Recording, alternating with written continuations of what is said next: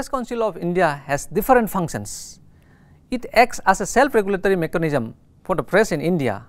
Whenever there are questions related to the violation of norms and standards by the press or journalists, the Council can play a role in adjudicating the matter. The Council is an autonomous and constitutional body formed by an Act of Parliament. Hence, it is free in its function and is responsible to the Parliament. Further, it is a quasi-judicial moral watchdog. The Council can only guide and suggest the press on issues of morality and ethics and leave it upon the newspapers to act on them. It cannot force them to abide by its guidelines or suggestions.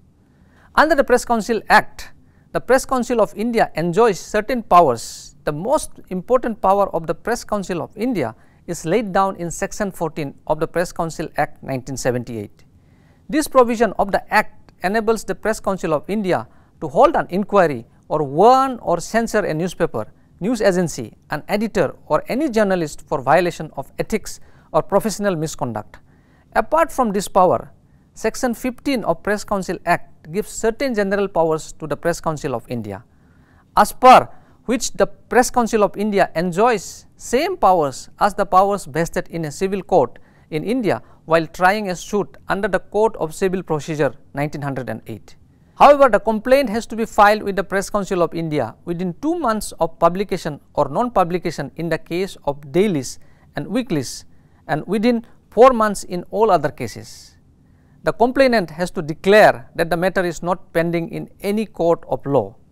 Further, he or she has to explain why the publication or non-publication of the item is objectionable along with a photostat copy of the item.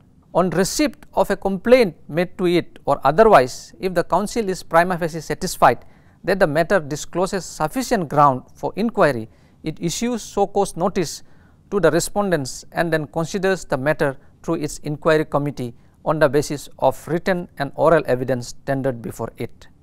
After inquiry, if the Council has a strong reason to believe that the respondent newspaper or editor or journalist has violated journalistic norms, the Council, by keeping in view the gravity of the misconduct committed by the newspaper or the journalist or the editor, can warn, admonish or censure the newspaper or disapprove the conduct of the editor or the journalist as the case may be.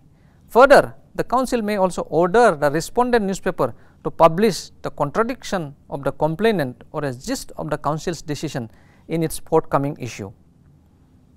The Council also receives complaint by the press regarding violation of freedom of press.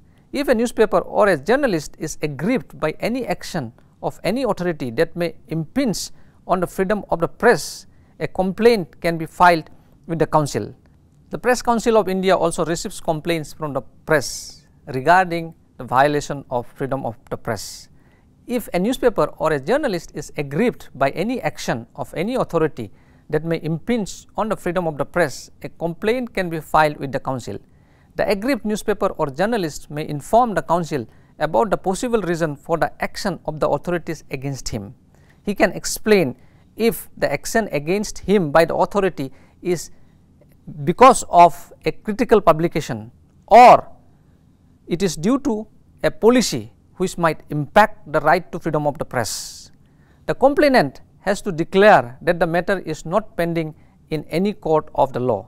Here we have seen how the press enjoys certain powers and functions and also follows a due process in receiving complaints against the press and also in receiving complaints from the press against violation of freedom of the press. The Press Council of India, after receiving those complaints, also follows a due process and gives enough chance both to the complainant and to the respondent to place their views in front of the Council and then arrives on its decisions.